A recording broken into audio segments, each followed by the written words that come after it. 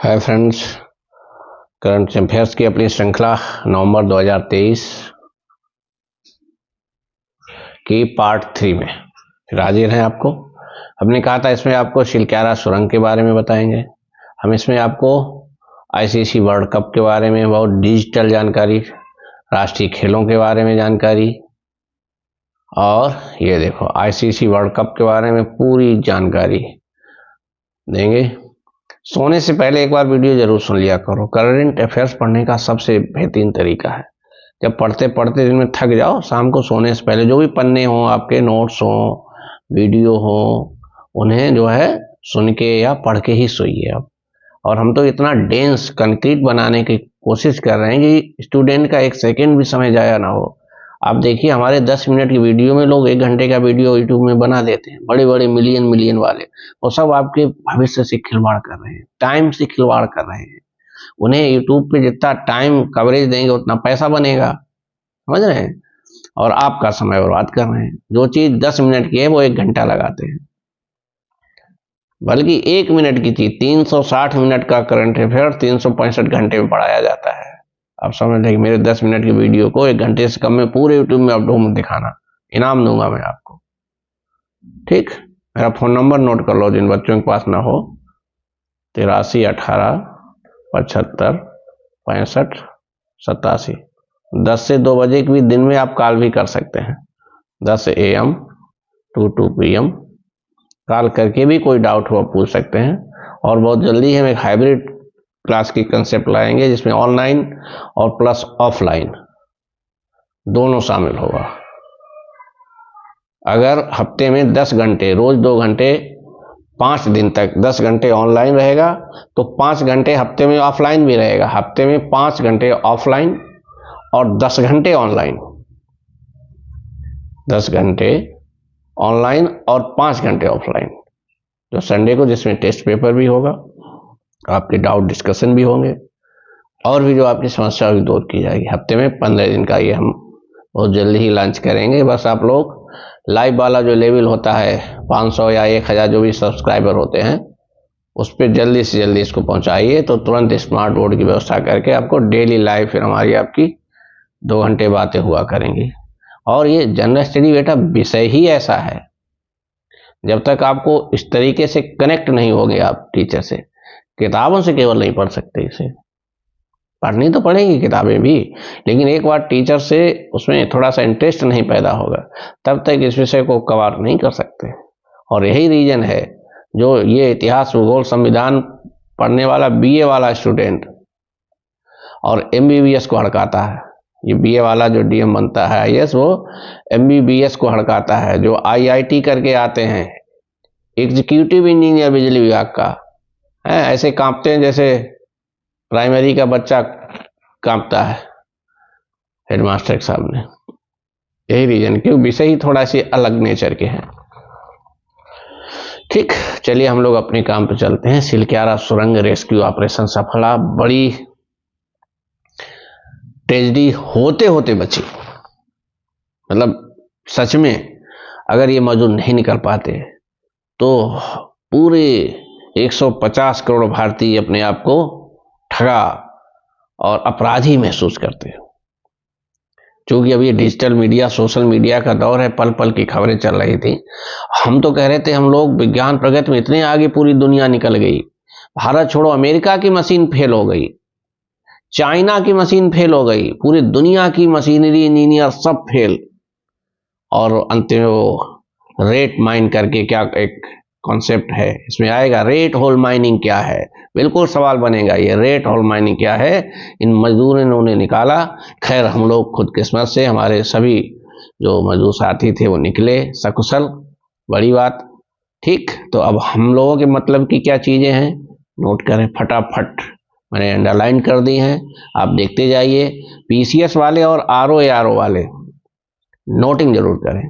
सिपाही वाले बच्चे बेचारे समय नहीं है तो 23 से पढ़ें, सुने आप वीडियो लगातार। हम इसके बाद भी पूरा साल का जो है 3 घंटे में 23 से जो इंपॉर्टेंट फैक्ट है उसका भी वीडियो बना देंगे, ताकि आप जब पढ़ते पढ़ते मैथ, रीजनिंग और जी थक जाएं तो फिर एक करंट अफेयर सुने। पहली बात तो ये घटना उत्तराखंड के किस जिले में हुई, उत्तरकाशी में। ये यमुनोत्री राष्ट्रीय राजमार्ग पर बन रही थी, ये भी सवाल है। कितने दिन फंसे रहे? 17 दिन फंसे रहे। कितने मजदूर थे? 41 मजदूर थे। कब ये निकाले गए? 28 नवंबर 2023 को। ठीक, मतलब याद कराना मेरी गारंटी है, बस आप पूरी एकाग्रता से सुनिए तो सही, कम से कम सुनते रहिए और लाइक और कमेंट भी करिए। मैं देख रहा हूं 32 व्यू हैं और लाइक है 2। अरे लाइक नहीं तो डिसलाइक करिए, करिए तो सही, कुछ पता तो चले। ठीक, रेस्क्यू ऑपरेशन लगा, हम पढ़ने में समय बर्बाद नहीं करेंगे, सब बढ़िया लिखा हुआ है, मैगजीन का स्कैन हुआ पेज है, आप सब पढ़ सकते हैं। ये सब दिया है, ये सब लिखा है, मतलब की चीजें हम आपको देंगे। अमेरिका की जो मशीन थी उसका नाम क्या था? आगुर ड्रिल मशीन। ये अमेरिका की थी, ये भी फेल हो गई थी। फेल, उपकरण भी फेल हो जाने से फिर अंत में रैट होल माइनिंग का सहारा लिया गया, जबकि इस रैट होल माइनिंग को 2014 में हमारी एनजीटी ने बैन कर दिया था। नेशनल ग्रीन ट्रिब्यूनल, अभी कल परसों करंट में पढ़ा था, इसका कोई अध्यक्ष अभी बना है नया। नेशनल ग्रीन ट्रिब्यूनल हमारे यहाँ बना हुआ है, जो पर्यावरण पे जो नुकसान होता है उस पे जो है देख रेख करता है। रैट होल माइनिंग क्या है, चलिए देखते हैं। रैट होल माइनिंग विशेषतया मेघालय में काफी समय से प्रचलित है। देखिए, ये भी सवाल है आपके लिए। यह माइनिंग का एक तरीका है जिसका इस्तेमाल करके सकरे क्षेत्रों से कोयला निकाला जाता है। रैट होल शब्द जमीन में खोदे गए सकरे गड्ढों को दर्शाता है। यह गड्ढा आमतौर पर सिर्फ एक व्यक्ति के उतरने और कोयला निकालने के लिए होता है। एक बार गड्ढे खुदने के बाद माइनर कोयले की परतों तक पहुंचने के लिए रस्सियों या बांस की सीढ़ियों का उपयोग करते हैं। फिर कोयले को गैंती, फावड़े और टोकरियों जैसे उपकरणों का इस्तेमाल करके मैनुअली निकाला जाता है। रैट होल माइनिंग मुख्य रूप से 2 तरह की होती है, एक है साइड कटिंग प्रोसीजर, दूसरी है बॉक्स कटिंग। साइड कटिंग में सकरी सुरंगें बनाई जाती हैं, पहाड़ों के ढलान पर इन्हें बनाया जाता है, फिर इस टनल में श्रमिक जाकर कोयले की परत को तलाशते हैं। ठीक, आगे बॉक्स कटिंग तरीके में 10 से 100 वर्ग मीटर तक की एक ओपनिंग बनाई जाती है, जिसके बीच से 100 से 400 फीट गहरा एक वर्टिकल गड्ढा खोदा जाता है। एक बार कोयले की परत मिल जाने के बाद चूहे के बिल के आकार की सुरंगें हॉरिजॉन्टल रूप में खोदी जाती है, इसके जरिए से कोयला निकालते हैं। एनजीटी नेशनल ग्रीन ट्रिब्यूनल ने 2014 में इस तरीके पर प्रतिबंध लगा दिया था। 2015 में भी उसने प्रतिबंध बरकरार रखा, हालांकि आदेश मेघालय के संबंध में था। राज्य में कोयला खनन के लिए यह एक प्रचलित प्रक्रिया बनी हुई थी। इसके बाद राज्य सरकार ने इस आदेश के खिलाफ सुप्रीम कोर्ट में अपील की थी। एनजीटी ने अपने आदेश में कहा था कि ऐसे कई मामले हैं जहां बरसात के मौसम के दौरान रैट होल माइनिंग के कारण खनन क्षेत्रों में पानी भर गया, नतीजन श्रमिकों सहित कई लोगों की मौत हो जाती है, इसलिए एनजीटी ने इसे बैन किया था। खैर, वो आपको बॉक्स और उससे एक प्रकार पे नहीं जाना है, कितने प्रकार की है, बस ये है कि होती क्या है और किस राज्य में ये यूज होती थी, ये आपको जानना जरूरी है। अब चलिए चलते हैं सिलक्यारा बड़कोट सुरंग के बारे में जानकारी।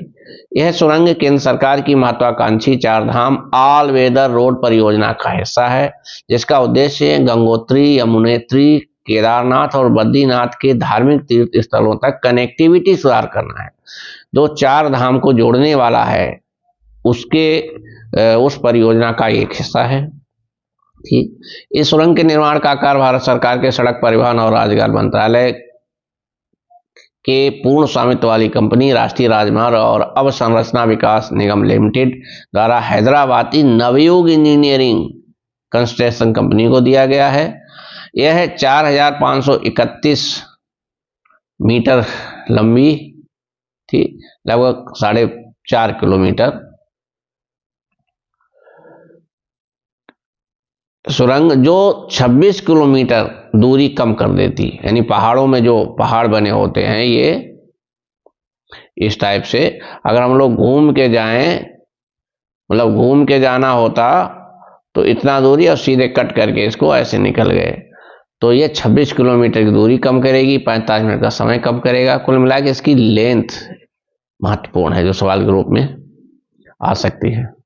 सुरंग ढहने का कारण भी संभावित कुछ देखिए क्या है, अभी तक सुरंग ढहने के किसी ठोस कारण का तो पता नहीं लगा है, लेकिन टनल के ढहने के प्राथमिक कारणों में सुरंग के मुहाने से लगभग 200 से 300 मीटर की दूरी पर स्थित ढहे हुए भाग में अज्ञात खंडित या कमजोर चट्टान का हिस्सा के टूटने या खिसकने कारण हो सकता है। ऐसे कमजोर या अज्ञात खंडित चट्टानी क्षेत्र को कतरनी क्षेत्र, सीयर जोन कहा जाता है। ठीक, और ये मूल बात ये शायद मिस कर गए। अगर ज्योग्राफी के पॉइंट ऑफ व्यू से देखें तो हमारा हिमालय के 4 पार्ट हैं। देखिए, ट्रांस हिमालय, बृहत हिमालय, लघु हिमालय और शिवालिक। ये सब अलग अलग कालखंड में इनकी उत्पत्ति है। ये जो शिवालिक है लास्ट वाला, जिसे हम लोग शिवालिक कहते हैं, एक्चुअली जब ये बृहत हिमालय बना, इसके मलबे से बना है ये। तो चूंकि ये मलबा है, ओरिजिनल पहाड़ नहीं है पत्थर, तो जाहिर सी बात है कि ये कमजोर है, और ये शिवालिक एरिया में ही बन रही थी। ये भी इसके ढहने का एक कारण है। चलिए चलते हैं अगले फैक्ट पे।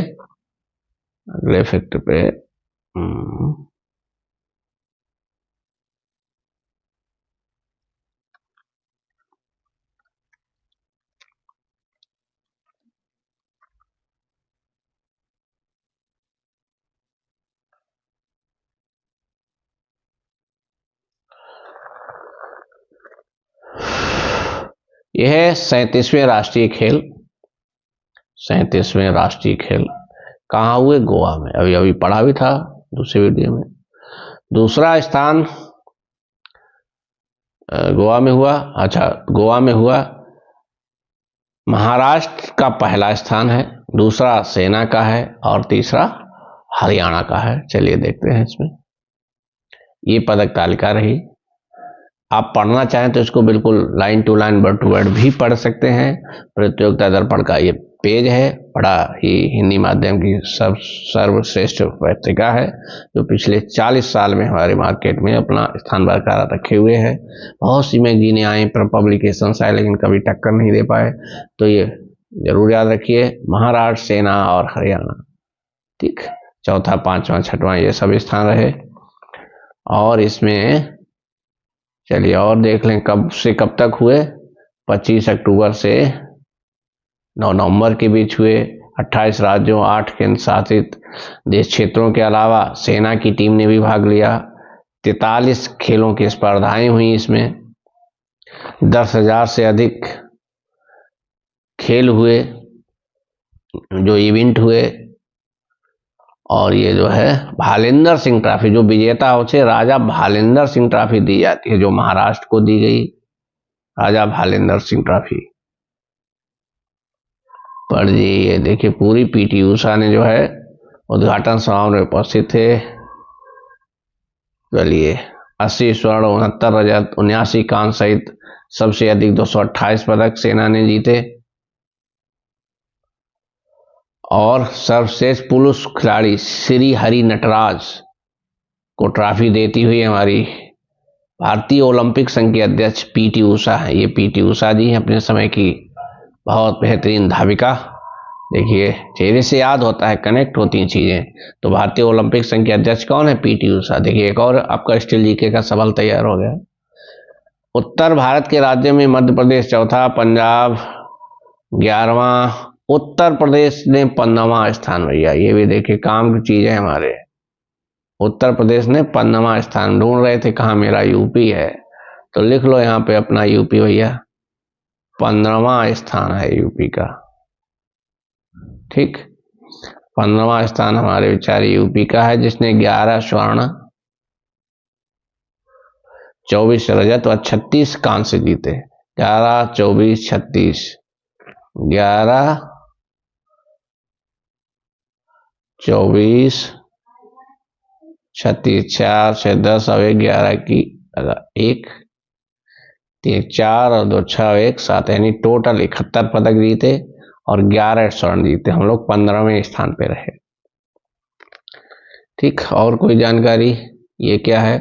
भारत के राष्ट्रीय खेलों के आयोजन वर्ष एवं स्थल कोई बहुत महत्वपूर्ण नहीं है, कहाँ कहाँ हुए कोई खास जरूरी नहीं है। ये बस ये 23 वाला गोवा में हुआ और 24 वाला उत्तराखंड में होगा, बस ये ध्यान रखिए आप।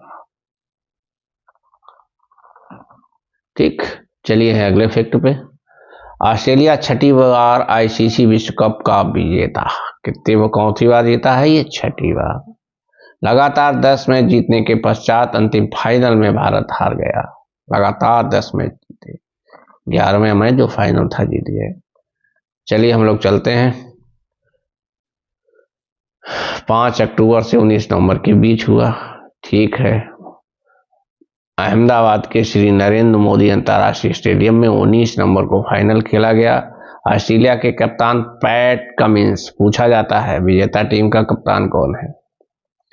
कि 6 विकेट से जीता। कितने विकेट से जीता या रन से जीता? तो विकेट से, 6 विकेट से जीता। दोनों टीमें विश्व कप फाइनल में दूसरी बार आए। इससे पहले 2003 में भारत और ऑस्ट्रेलिया आमने सामने थी, तब भी ऑस्ट्रेलिया जीता था। इससे पहले ऑस्ट्रेलिया ने 87 में जीता, 99 में जीता, 2003 में जीता, 2007 में जीता, 2015 में जीता। और ये रहे पैट कमिंस, ये रहे पैट कमिंस ऑस्ट्रेलियन कप्तान। ये हमारे माननीय मोदी जी, प्रधानमंत्री जी।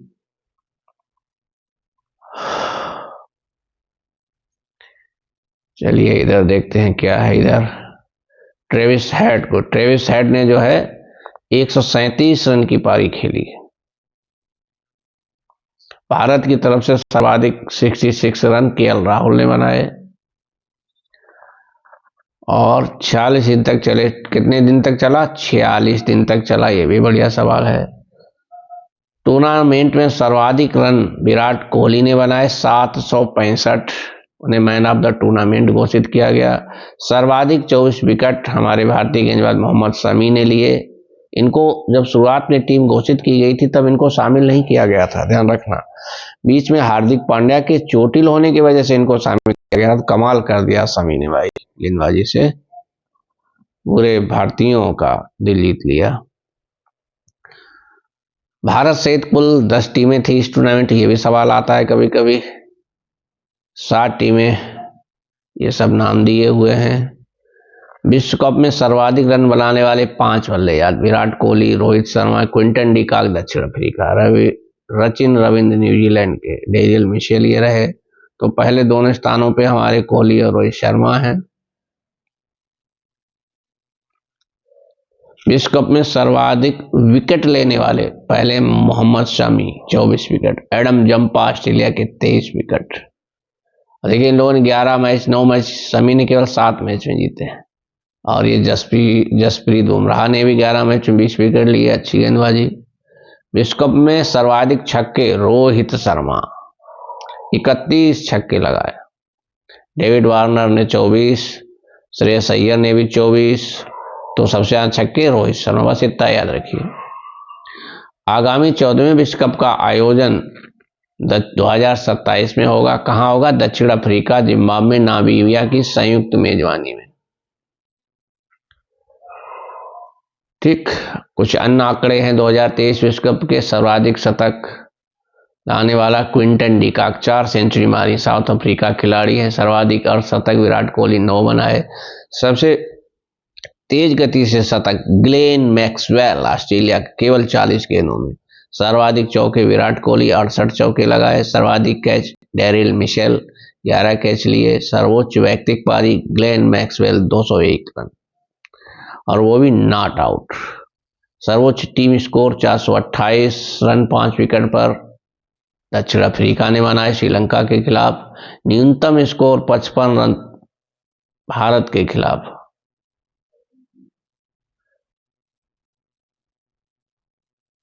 न्यूनतम टीम स्कोर 55 रन है भारत के खिलाफ। ये किसका है? श्रीलंका का या दक्षिण अफ्रीका का? विश्व कप फाइनल में सभी 10 टीमों के कप्तान ये रहे। बस इसमें आप पैट कमिंस और रोहित शर्मा को याद रखिए, बाकी जरूरी नहीं है। ये कुछ पुराने डाटा हैं, चाहें तो देख लें, तो कोई जरूरी नहीं है। हाँ ये जो है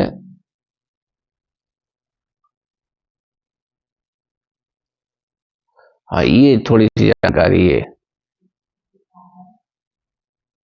थोड़ा सा अच्छी जानकारी है। इसको आप देख सकते हैं।